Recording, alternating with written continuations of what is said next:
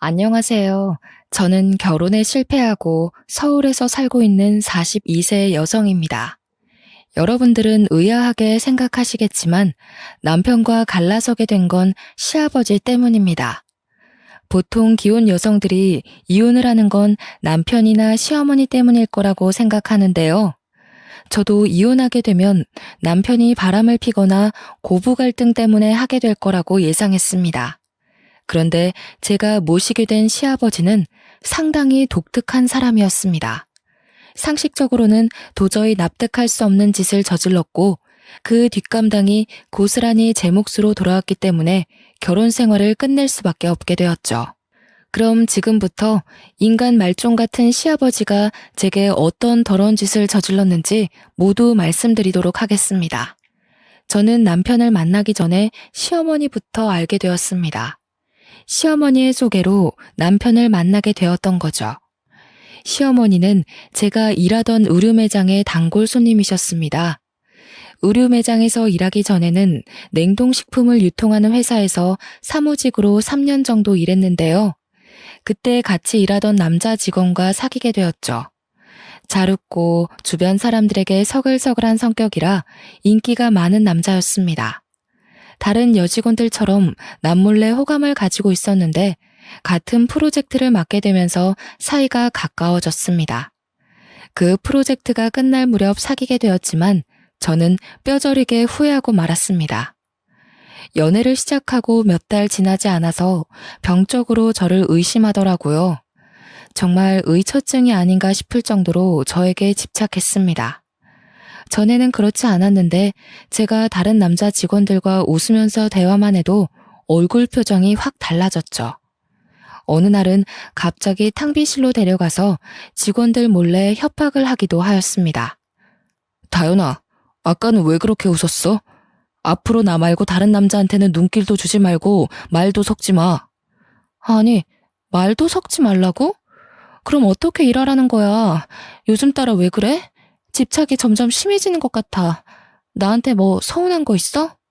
도대체 뭐 때문에 그러는 거야? 이유가 있어야 해? 일부러 이러는 거야? 네가 나 보라고 자꾸 딴 남자한테 찝적대잖아. 찝적? 참, 어이가 없어서. 내가 너한테 의심받을 짓 한 적 있어? 우리 이러지 말고 퇴근하고 이야기하자. 지금 직원들 다 듣겠어. 왜? 지금 이야기해. 나 몰래 다른 놈 만나고 있기라도 해? 그런 거 아니라니까. 나중에 이야기하자니까 왜 그래? 나는 내 여자가 다른 놈이랑 히덕거리는 꼴은 절대 못 보니까 지금 고백하라고. 박주철 그놈이 꼬신 거지? 너 그놈이랑 제일 친하잖아. 제가 화가 나서 탕비실을 나가버리니까 그 자식도 멈추더군요. 그 뒤로 헤어지자고 문자로 통보하고 모르는 척 인사도 받아주지 않았습니다. 그런데 저희 집까지 찾아와서 무릎 꿇고 빌면서 정신과를 다니고 있다, 오래전부터 마음이 아팠다, 어쩌고 저쩌고 핑계를 댔습니다. 그 당시에는 그 자식이 불쌍해 보여서 다시 받아주었는데요. 그때 받아주지 말았어야 했습니다. 다시 사귀니까 집착이 날이 갈수록 심해지더라고요. 자기와 같이 있지 않으면 제가 어디서 뭘 하는지 1시간 단위로 보고해야 했고, 전화 통화를 하다가도 주위에서 남자 목소리가 들리면 제가 다른 남자와 연애를 하는 건 아닌지 의심했어요.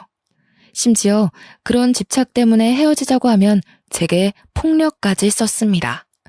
한 번은 제가 헤어지자고 전화로 통보하고 연락처를 싹 다 차단했습니다. 그리고 친구들과 모임 자리를 가졌는데 친구들과 술을 먹고 있는 치킨집까지 찾아왔습니다. 나중에 알고 보니 제 핸드폰에 몰래 위치 추적 어플을 깐 것이었습니다. 그 자식이 친구들 앞에서 한 번만 더 헤어지자고 하면 죽여버리겠다고 살벌한 협박을 해서 제가 질리게 만들었죠. 6개월 넘게 그 자식의 감시를 받으면서 몇 번이나 헤어지자고 했는지 모릅니다. 나한테 도대체 왜 이러는 거야? 내가 헤어지자고 했잖아. 나는 너 감당 못하니까 제발 헤어지고 다른 여자 만나, 어? 너 다른 남자 생겼구나. 그럴 줄 알았어. 언제부터 만났는데? 역시 박주철 그놈이 맞았던 거지? 말이 통하지 않아서 일단 제게 폭력을 쓰지 못하게 살살 달래서 돌려보냈습니다. 제가 결국 이사하고 전화번호까지 바꾼 다음에 헤어지자는 통보를 했는데요. 직장은 도저히 옮기지 못하겠더라고요. 여기보다 좋은 연봉도 없었고 대표님이 한 달만 있어달라고 하던 것이 2달, 3달이 되어버려서 어쩔 수 없었습니다. 제가 대표님께 그만둬야 한다고 몇 번이나 닥달하던 동안 전 남친이란 작자는 회사에 이상한 소문을 퍼뜨려서 저를 아주 곤란하게 만들었습니다. 정신 차리고 보니 회사 내에서 제가 남자 관계가 아주 문란한 여자라는 헛소문이 퍼져 있었습니다. 아무리 아니라고 말해도 전혀 통하지 않았고 결국 저는 이 사실을 대표님께 다 말하고 그만둬야 했습니다. 회사를 그만둔 뒤에도 그놈이 제 번호를 어떻게 알았는지 한 달 넘게 전화와 문자를 하면서 저를 쉴 틈 없이 괴롭혔습니다. 어떤 날은 밤 12시부터 다음날 아침까지 300통이 넘는 문자를 쉴 새 없이 보내서 잠을 못 자게 만들었죠. 결국 휴대폰을 해지하고 번호를 또 바꾼 다음에야 그놈과 완전히 헤어지게 되었습니다. 그리고 3개월 정도 쉬고 있었는데 마트에서 일하는 고등학교 선배 언니의 소개로 대형마트 안에 있는 의류 매장에서 일하게 되었어요. 그때 지금의 시어머니를 만나게 된 거죠. 어머, 못 보던 얼굴이네. 이제 새로 들어온 아가씨인가 봐. 네, 안녕하세요 사모님. 정다연이라고 합니다. 앞으로 잘 부탁드려요. 제가 인사를 건네니 같이 일하는 언니가 단골 손님이니까 잘해주라고 말해주더라고요. 시어머니는 처음 봤을 때부터 제게 아주 호의적이셨습니다. 늘 웃으면서 점원인 저를 대해주셨고 말투나 행동을 보아하니 마음이 따뜻하시고 인자하신 분 같았습니다. 그렇게 몇 달이 지난 어느 날 시어머니께서 작은 쇼핑백을 들고 매장을 찾아오셨습니다. 그러더니 대뜸 제게 그 쇼핑백을 건네주시는 거 있죠? 다른 직원한테 들었다. 내일이 생일이라며? 생일 축하해. 신발 하나 샀는데 맞을지 모르겠네. 세상에, 무슨 생일을 다 챙겨주세요. 바빠서 친구들한테 생일 축하도 못 받았는데. 고마워요, 사모님. 한 달 전에 우연히 제 생일이 언제인지 말한 적이 있었는데 그걸 기억하고 다른 직원한테 정확한 날짜와 신발 사이즈를 물어본 것 같았습니다. 단골 손님에게 선물까지 받게 될 줄 몰랐는데 저를 딸처럼 생각하면서 챙겨주는 마음에 감격을 받게 되었죠. 그 무렵부터 시어머니께서 매장에 올 때마다 빈손으로 오지 않으셨고 하다못해 캔커피라도 제 손에 쥐어주셨습니다. 그래서 이렇게 따뜻하고 부드러운 마음을 가진 분을 시어머니로 모시고 살면 얼마나 좋을까라는 상상도 해봤는데요. 게다가 시어머니께 아들이 한 명 있다는 사실을 알고 있었거든요. 사진을 한번 보여준 적이 있는데 키도 크고 잘생긴 것 같았습니다. 어찌나 아들 자랑을 해주셨는지 얼굴 한번 본 적 없는 아드님 연봉이랑 직업, 나이까지 알게 되었죠. 워낙 조건도 좋고 제 이상형이라 한번 만나보고 싶긴 했습니다. 그런데 시어머니가 저한테 아들 자랑한 이유가 있었는지 제게 뜻밖의 말을 꺼냈습니다. 다연이 넌 사귀는 남자가 있니? 없으면 소개해줄까 하는데. 예전에는 있었는데 헤어진 지 꽤 됐어요. 누굴 소개시켜주려고요? 그럼 내 아들 어떠니? 저번에 사진 봤었지? 이 정도면 얼굴도 잘생기지 않았니? 게다가 돈도 잘 버는데 착하기까지 해. 내 아들이라서 하는 말이 아니라니까. 워낙 집을 좋아하는 놈이라 아직 여자를 못 만나봤어. 네? 이렇게 잘생기고 키도 큰데 여자를 못 만나봤다고요? 말도 안 돼. 내가 거짓말하는 것도 아니고 이놈이 어디가 이상한 것도 아니다. 그냥 성격이 소심하고 소극적이라 그래. 한 번만 만나보고 결정해봐. 전부터 호감을 가지고 있어서 냉큼 만나보고 싶다고 했죠. 그때는 못 느꼈는데 시어머니가 처음 저를 봤을 때부터 며느리감으로 점찍어 놓으셨던 것 같았어요. 며칠 뒤에 남편을 만나보았는데 생각보다 쑥맥이었습니다. 시어머니 말대로 여자를 많이 만나본 건 아닌 것 같더라고요. 그래서 제가 먼저 적극적으로 이야기하고 리드했는데요. 단골 손님 아드님이라 잘 보이려고 노력한 것도 있었죠. 몇 년 단골인데 막대하다 놓칠 수 없어서 제가 쌓아온 서비스 정신을 발휘하였습니다. 실제로 만나보니 남편이 참 괜찮아 보이더라고요. 하지만 한번 남자에게 호되게 당한 경험이 있는 터라 사귀면서 어떤 남자인지 자세히 알아봐야 한다는 생각이 들었습니다. 남편도 제가 마음에 들었는지 다음에 만나보자는 약속에 오케이 하더라고요. 그때부터 6개월 정도 진지한 만남을 가지면서 서로에 대해 알게 되었고 마음이 맞아서 결혼을 결심하게 되었습니다. 결혼 이야기를 꺼내니 제일 좋아하시던 분이 바로 시어머니셨어요. 그래, 너는 우리 아들이랑 결혼할 줄 알았다. 내가 사람 보는 눈은 정확하다니까. 너를 처음 봤을 때부터 우리 준기하고 잘 어울릴 거라고 생각했거든. 그러면서 하루빨리 결혼하라고 재촉하셨습니다. 저만큼 야무지게 성격 좋은 며느리는 없을 거라고 하셔서 저도 기분 좋게 결혼식을 올렸죠. 결혼 후에도 시어머니는 다정다감하셔서 고부 갈등이라고는 모르고 살았습니다. 시어머니는 저를 딸처럼 생각하시면서 아껴주셨어요. 결혼을 한 다른 친구들과 만나면 전부 시댁에 대한 서운함이나 시어머니에 대한 원망을 쏟아냈지만 저는 전혀 그렇지 않았습니다. 제가 시댁살이 같은 건 없었다고 하니까 친구들이 부럽다는 말을 자주 꺼냈습니다. 다현이 넌 정말 좋겠다. 우리 시어머니는 나만 보면 답답해서 속이 뒤집어진다고 한다니까. 속이 뒤집어진다는 말이 뭐니? 다현이 시어머니처럼 친딸처럼 말해주면 오죽 좋아? 이런 식으로 친구들이 저를 아주 부러워했죠. 시어머니가 먼저 며느리인 저를 챙기니 저도 시어머니를 위해서 할 수 있는 건 뭐든지 다 하면서 시부모님을 모셨습니다. 그런데 시아버지는 시어머니와는 딴판이었습니다. 시아버지는 가진 돈은 많았지만 남봉꾼 기질이 있으셨는데요. 바람을 피면 뭐라 할 법도 한데 시어머니께서 옛날 분이라 그런지 전형적인 조선시대의 안방마님처럼 시아버지 말에 무조건 복종하셨습니다. 원래 시댁에서 농사를 지으셨는데 대대로 물려받은 땅이 많아서 부잣집이 되었다고 합니다. 하지만 시아버지께서 시골에서 농사나 지으면서 살 생각은 없다면서 재산을 전부 처분해서 서울로 올라왔다고 해요.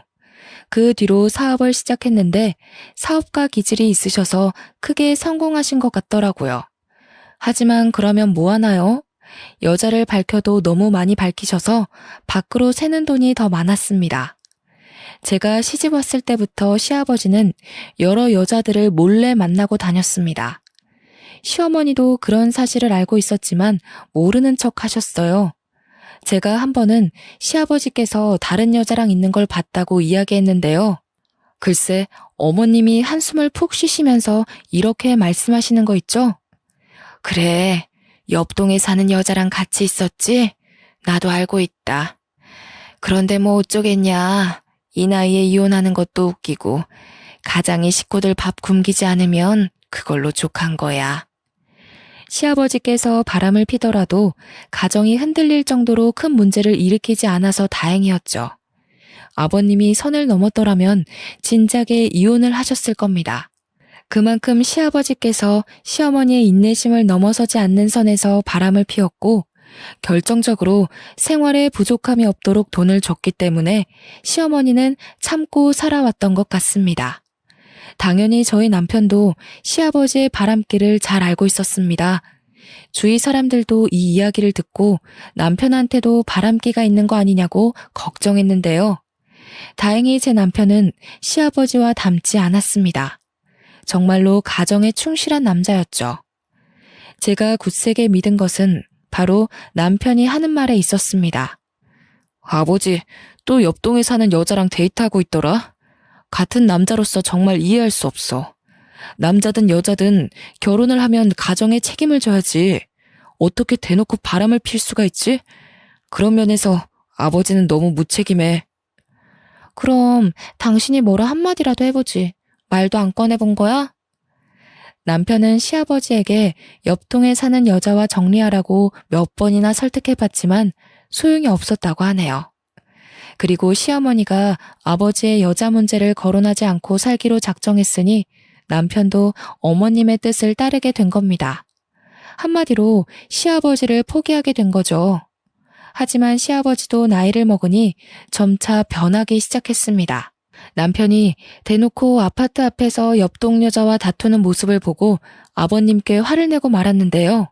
아버지, 동네 창피하게 대놓고 바람을 피세요. 여자 만나시려면 다른 동네로 가서 만나세요. 저희 체면 좀 생각해 달라고요. 이제 며느리도 생겼는데 며느리 앞에서 그러고 싶으세요? 시아버지도 함께 화를 내실 줄 알았는데 이상하게 남편 말에 수긍을 하시더군요. 그래, 알았다. 나도 이제는 나이가 있으니 알아서 처신할게. 걱정 말아라. 앞으로 이런 일 없을 거다. 제가 손녀딸을 낳아서 그럴까요? 시아버지는 옛날과 다르게 가정에 충실한 모습을 보이셨어요. 그런데 1년 뒤에 시어머니가 암 진단을 받는 청천벽력 같은 일이 벌어지고 말았습니다. 어머님이 위암 말기라는 소식을 듣고 저도 충격을 받고 쓰러질 뻔했죠. 안 그래도 어머님께서 계속 아프다고 하셨는데요. 몇 년 전부터 몸이 계속 이상 신호를 보냈지만 여자는 시댁에 폐를 끼치면 안 되고 아파도 그저 참고 사는 거라는 생각으로 버티셨다고 하더라고요.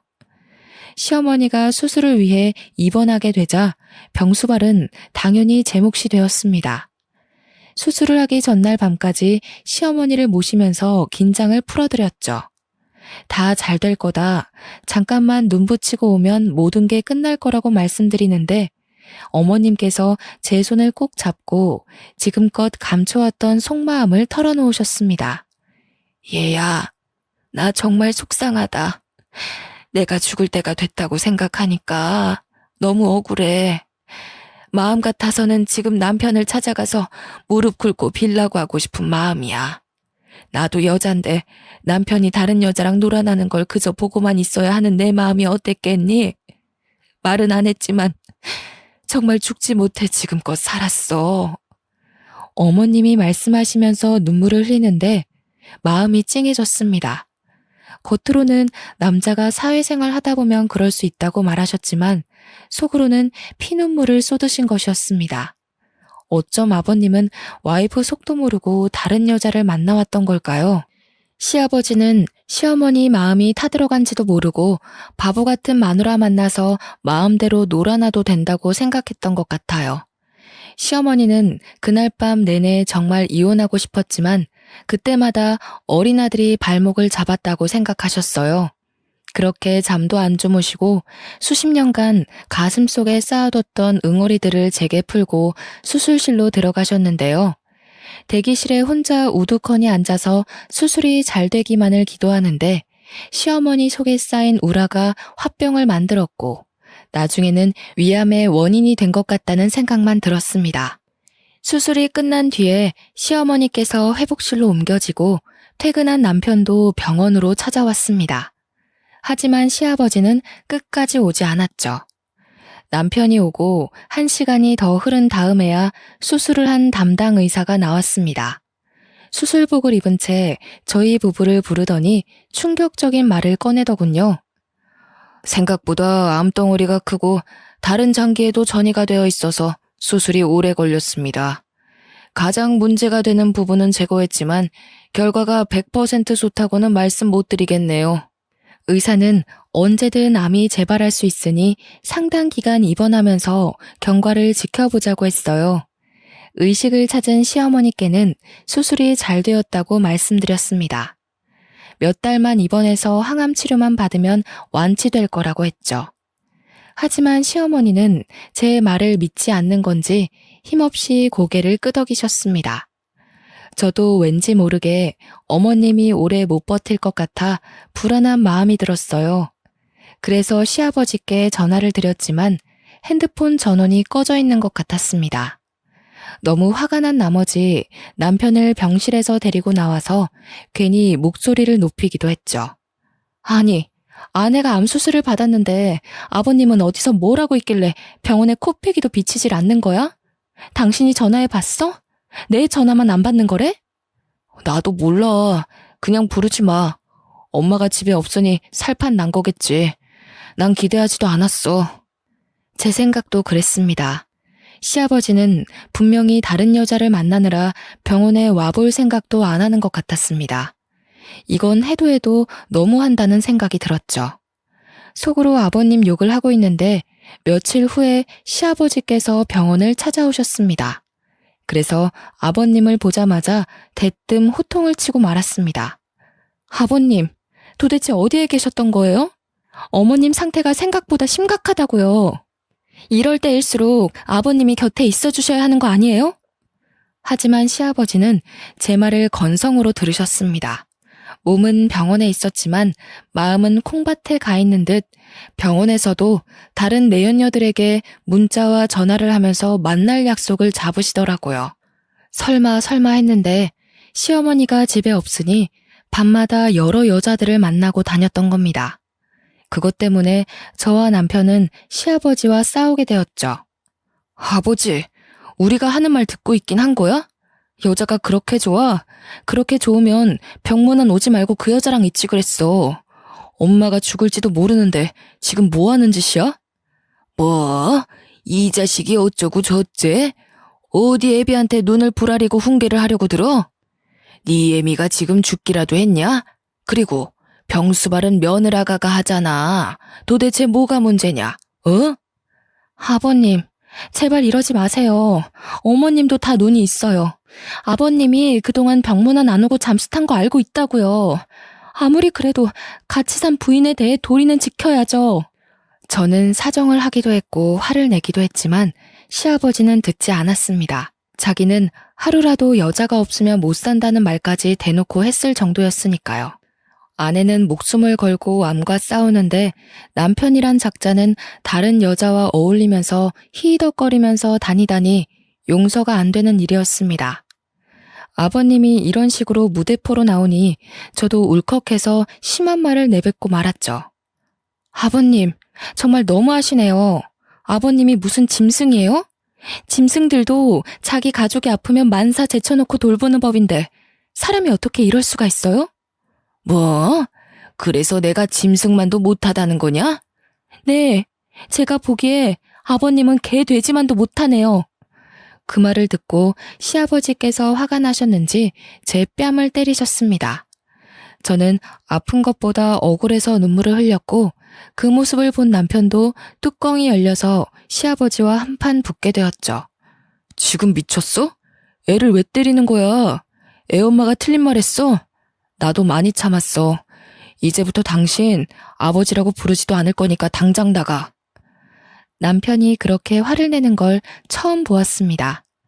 그 뒤로 남편이 진짜로 아버지와 의절하고 부자 관계를 끊어버리겠다고 하는데도 시아버지는 하나도 아쉬울 거 없다는 듯이 태연해 보였습니다. 그래, 네 마음대로 해라. 대신에 내가 가진 재산 나눠달라는 말은 일체 꺼내지도 마. 시아버지의 말에 남편의 입이 다물어지고 말았습니다. 세상 어떤 것도 돈 앞에서는 무기력해지는 법인가 봅니다. 제가 아버님께 뭐라 할 수도 남편을 닥달해 연을 끊으라고 할 수도 없었죠. 그렇게 아버님과 정리되는 거 없이 시어머니의 기약 없는 치료는 계속 이어졌습니다. 어머님을 위해 시작한 병원살이가 한 달 정도 지났을 때였습니다. 집에 잠깐 들렸는데 충격적인 장면을 목격하게 되었죠. 문을 열고 들어가자 안방에서 시아버지의 웃음소리가 들려서 들어가 보니 시아버지 혼자만 있는 것이 아니었습니다. 집 근처에서 보았던 옆동 사는 여자가 아버님과 함께 침대에 누워 있더라고요. 자기야, 마누라 죽으면 나랑 재혼할 거라는 말 믿어도 되는 거지? 그럼 내가 의사한테 물어봤어. 살 날 얼마 안 남았다고 하더라고. 조금만 더 기다려. 제가 들어온 줄도 모르고 아버님과 내연녀 둘이서 별의별 이야기를 다 하고 있었습니다. 딱 봐도 아버님께서 집에 내연녀를 자주 데리고 온 것 같더군요. 어쩐지 시아버지께서 의사를 만나 시어머니 상태를 물어보더라고요. 드디어 걱정이라는 걸 하나 싶었는데 본처가 빨리 나아서 태어나기를 바라는 게 아니라 어서 죽기만을 학수고대하던 거였습니다. 내연녀와 재혼해서 새살림을 차릴 거라는 말을 듣고 있는데 정말로 헛웃음이 절로 나왔습니다. 제 웃음소리를 듣고 시아버지와 내연녀가 얼른 몸을 일으켰는데요. 내연녀는 30 초반 정도로 보이는 새파랗게 젊은 여자였습니다. 저보다 나이가 어려 보였죠.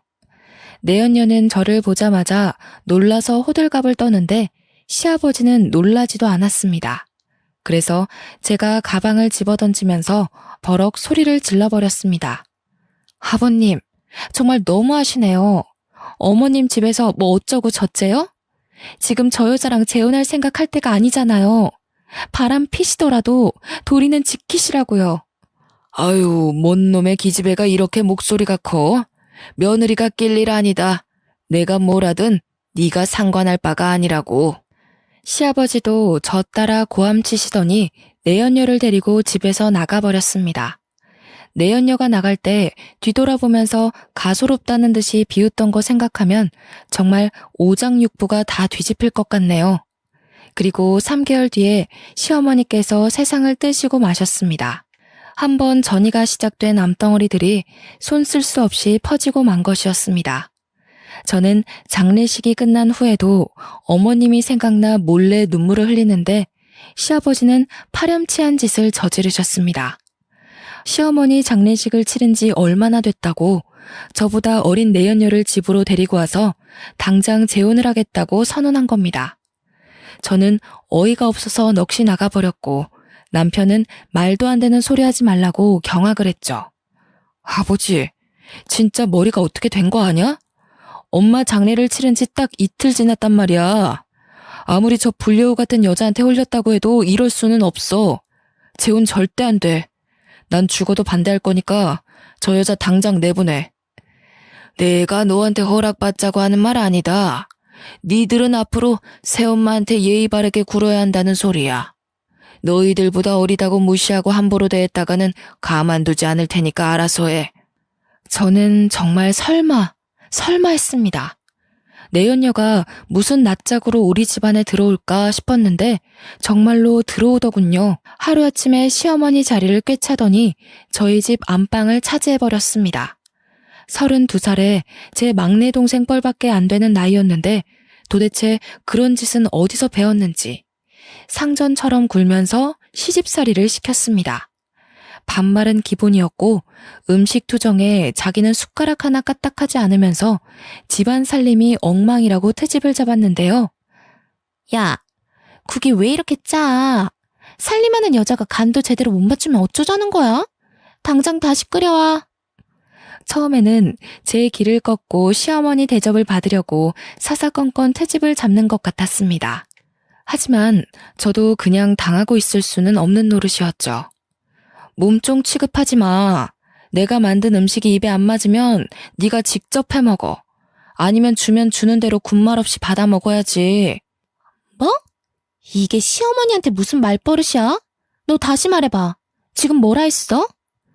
눈을 부릅뜨고 노려보면서 앙칼진 목소리로 소리치는데 정말 가소롭더군요. 자기 말에 고분고분 따르지 않으면 시아버지한테 전부 일러바치겠다고 협박까지 했어요. 내연녀가 집에 들어와서 막 나가는데 얌전히 있을 수 없죠. 여기서 꼬리를 내리고 저 여자한테 밀려서 꼼짝없이 시집살이를 해야 한다는 생각에 이를 꽉 물었습니다. 아버님한테 일러 바치든 말든 마음대로 해. 하지만 나한테서 시어머니 대접 받을 생각은 아예 포기하는 게 좋을 거야. 내연녀가 시아버지한테 눈물까지 흘리면서 사람 취급도 못 받고 무시당한다고 하소연하는 것 같더라고요.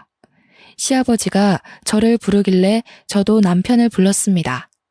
당연히 남편은 제 편을 들어줄 거라고 예상했는데 남편의 태도가 이상했어요. 여보, 이제 그만해. 어머니도 돌아가셨는데 계속 이럴 필요는 없잖아. 아버지도 새 출발해야지. 이왕 이렇게 된 거 우리가 그냥 참고 받아주자. 내연녀를 불려우 같은 년이라고 욕할 때는 언제고 갑자기 변한 남편이 내연녀를 새엄마로 받아주겠다는 것이었습니다. 이제 시댁에서는 저 혼자 시아버지의 내연녀와 맞서게 된 거예요. 혼자서 내연녀를 배척하고 아버님과 말싸움을 하고 있으니 외톨이가 된 기분이 들었습니다. 제가 너무한 것 같다는 생각도 들고 이쯤 되면 저도 내연녀를 시어머니로 인정해야 하는 고민도 들 무렵이었습니다. 그때 믿을 수 없는 충격적인 사실을 알고 마음을 고쳐먹게 되었습니다. 사건의 시작은 우연히 본 남편의 휴대폰에서 시작되었습니다. 문자 알림이 떠서 봤는데 등골이 서늘해졌습니다. 남편이 소개팅을 한 것 같더라고요. 그래서 며칠에 걸쳐서 남편의 휴대폰 비밀번호를 알아냈습니다. 2580을 누르고 새벽에 몰래 남편 휴대폰 살펴보는데 제가 본 게 확실하더군요. 준기야, 내가 소개해준 혜정이는 어때? 마음에 들어? 네, 마음에 들어요. 주희보다는 훨씬 나은 것 같아요. 당연하지. 혜정이가 나랑 같이 일할 때부터 인기 많았어. 지금은 은퇴했으니까 네가 데리고 놀 수 있는 거지. 옛날 같으면 네가 감히 상대도 못하는 에이스였다고. 그 문자를 쭉 읽는데 휴대폰을 보던 손이 덜덜 떨렸고 머릿속이 텅 비는 느낌이 들었습니다. 몇 번이나 다시 읽어봐도 내연녀가 남편에게 여러 명의 여자를 소개시켜준 것 같더라고요. 불륜으로 들어온 새엄마가 자기보다 나이 많은 의붓아들에게 바람을 피우도록 부추긴 거였습니다. 에이스가 대체 뭘까 생각하고 있는데 시아버지께서 내연녀가 한때 유흥업소에서 일했다고 한 기억이 났습니다. 그래서 남편과 주고받은 연락은 더 없나 살펴보았죠.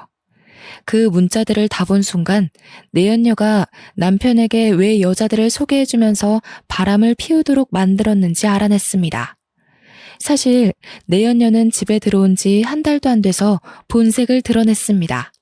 시아버지가 가진 재산에 눈독을 들이더라고요. 자기 아버지보다 나이 많은 남자랑 결혼한 이유가 뭐겠습니까? 당연히 돈이겠죠. 내연녀는 시아버지의 환심을 사서 재산을 가로채려는 것 같았습니다. 딸 같은 내연녀에게 푹 빠져있던 시아버지는 내연녀가 원하는 건 뭐든지 들어주려고 했습니다. 그런데 남편이 내연녀가 시아버지의 재산을 가지고 있는 걸 반대했어요. 남편이 아무리 반대하더라도 시아버지 재산인데 왜 남편 눈치를 봐야 하는지 내연녀는 이해할 수 없었죠. 시아버지가 남편 눈치를 볼 수밖에 없긴 했습니다. 그건 바로 돌아가신 시어머니 때문이었는데요. 시아버지는 제가 결혼하기 3년 전부터 내연녀와 동거를 하다가 들킨 적이 있었다고 합니다. 저는 그 이야기를 남편에게 들었죠. 그 당시만 해도 시어머니께서 지금 당장 이혼하겠다고 난리를 피우셨대요. 그러자 시아버지께서 자기 재산의 절반을 줄 테니 한 번만 눈 감아달라고 애원했다고 합니다. 시어머니는 각서와 공증을 받은 다음에 이혼 소송을 포기했다고 하고요. 그리고 그때 받은 재산을 돌아가시기 전에 남편에게 모두 주었다고 하는데요. 그러니 시아버지의 재산 중 절반은 남편 거나 다름없었습니다. 내연녀도 그 사실을 알고 여자들을 소개시켜주면서 남편을 자기 편으로 끌어들였던 겁니다. 둘이 주고받은 문자와 톡을 보니 남편은 이미 내연녀가 소개해준 여자들과 바람을 피우는 재미에 완전히 빠져 있었습니다. 다른 건 몰라도 절대 바람은 피우지 않을 거라고 믿었던 남편이었는데 저 몰래 여자들과 놀고 있었다니 허탈하고 어이가 없어졌습니다. 이대로 있다가는 남편도 내연녀에게 홀려서 자기가 가진 재산을 전부 내줄 것 같았죠. 그런데 며칠 후에 더 엄청난 사실을 알게 되었습니다. 밤에 잠을 자다가 화장실에 가려고 나왔는데 안방에서 시아버지와 내연녀가 뭐라 이야기하는 소리가 들려왔습니다. 어때? 내 말대로 하니까 확실히 효과 있지? 그래. 내가 소개시켜준 여자한테 푹 빠져서 다행이지. 준기가 자기 재산은 당신한테 다시 돌려주기로 했어. 여보 정말 고마워. 내가 뭐라고 그랬어? 중이 고기 맛을 보면 절간에 빈대도 안 남는다고 하잖아. 아예 안 한다면 모를까. 한번 시작하면 절대 그만두지 못하는 게 불륜이야. 그 말을 들은 순간 저는 그대로 굳어버리고 말았어요. 시아버지는 뭐가 그리 신이 났는지 웃으면서 더 충격적인 말을 하더군요. 이제 곧 준기한테 며느리하고도 갈라서라고 말할 거야. 나는 처음부터 꼬장꼬장한 게 영 마음에 안 들었거든. 그년만 보면 재수없게 죽은 천처가 자꾸 떠오른단 말이야. 듣던 중 반가운 소리네. 나도 그년 때문에 아주 미치겠어. 한마디도 안 지고 눈을 부릅뜨고 달려든다니까. 나도 그 꼴 보기 싫어서 이혼시키려는 거야. 당신하고 준기는 며느리가 절대 눈치 못 채도록 해야 돼. 알겠지? 당연하지. 우리가 이혼시키려는 거 알면 아주 생 난리를 칠걸? 그 꼴 보기 싫어서 조용히 있어야지. 그래. 내 말만 들으면 문제될 거 하나도 없다니까. 이번에도 내가 하라는 대로 해. 이제 보니 모든 음모의 주범은 시아버지였습니다. 자기가 바람을 피우는 것도 모자라서 아들까지 꼬드겨서 바람을 피우도록 만들고 마음에 안 드는 저를 쫓아내려고 하는 겁니다. 이렇게 된 이상 저도 결판을 지어야만 했죠. 이 인간들을 도저히 용서할 수 없어서 은밀하게 그리고 치밀하게 증거를 모았습니다. 저를 가지고 논 남편과 뻔뻔스러운 내연녀가 호된 뒷감당을 하도록 만들어주기로 작심하고 계획을 세웠죠. 우선 여러 군데 수소문해서 내연녀가 일했다는 유흥업소를 찾아갔습니다. 그곳에서 마담을 찾았더니 내연녀를 바로 알아보았습니다. 아, 세경이 말하는 거구나. 걔는 제가 잘 알죠. 그런데 무슨 일로 그러세요? 마담은 저를 경계를 하면서 제가 원하는 정보를 주려고 하지 않았습니다. 그럴 때는 돈이 특효약이었죠. 가방에서 지폐 다발을 꺼내서 탁자에 올려놓자 마담의 눈빛이 달라졌습니다. 내연녀에 대해 말하는 걸 모두 다 녹음해 두었습니다. 제가 짐작하던 대로였죠. 내연녀에게는 기둥서방이라고 불리는 동거남이 있었습니다. 돈 때문에 결혼한 건 아니라고 생각했는데 역시 동거남과 짜고 시아버지와 남편의 뒤통수를 치려고 음모를 꾸미고 있었던 겁니다. 두 부자를 속이고 재산을 받아내면 쥐도 새도 모르게 도망을 치려고 했던 거죠. 저는 며칠 동안 발품을 팔아서 내연녀의 동거남이 사는 집을 알아냈습니다. 그리고 내연녀가 외출할 때 몰래 따라가서 동거남을 만나는 장면을 사진으로 찍었죠. 그렇게 며칠이 지나 다른 증거를 찾으려고 눈에 불을 켜고 있을 때였습니다. 시아버지의 지시를 받은 남편이 이혼을 하자고 하더군요. 예상은 하고 있었지만 남편에게 직접 들으니 피가 끓는 기분이었습니다. 제가 아무 말도 안 하고 있으니 남편이 딸 양육비는 줄 테니 합의 이혼을 하자고 했습니다. 그래서 겨우 입을 열었죠. 좋아, 이혼해. 하지만 그냥 갈라설 수는 없잖아? 우리 아직 해결해야 하는 문제가 있는 것 같은데. 저는 미리 준비해둔 이혼 소송장과 남편이 여자들과 주고받은 문자들을 보여주었습니다. 남편은 제가 준비해둔 걸 보고 아무 말도 못하고 고개를 숙이더라고요. 저는 바로 시아버지한테 가서 내연녀가 동거남을 두고 재산을 챙겨서 달아날 궁리를 하고 있다고 말하면서 증거들을 보여주었습니다.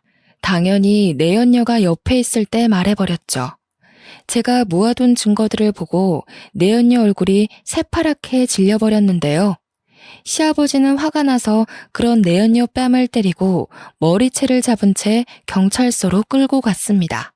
내연녀가 끝까지 오해라고 하면서 변명을 해댔지만 경찰이 조사를 시작하니까 바로 입을 다물었습니다. 결국 그 내연녀는 혼인빙자 사기죄와 문서 위조죄로 구속되고 말았네요.